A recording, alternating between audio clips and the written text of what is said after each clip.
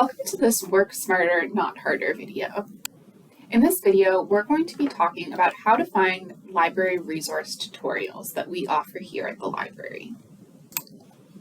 So first, we're going to start off at the library website, which is stfx.ca/library.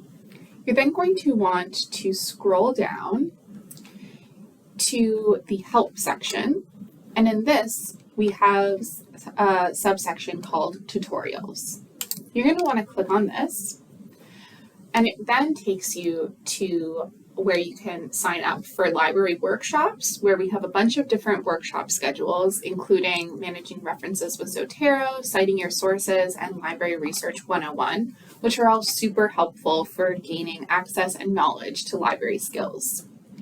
We also have tutorials for you, which are already recorded and you can watch in your own time.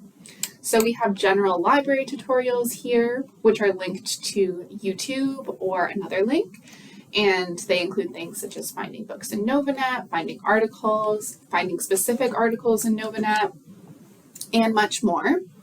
And we also have database tutorials and ebook tutorials, which you can also click through the drop-down menu here and take a look at those in your own time.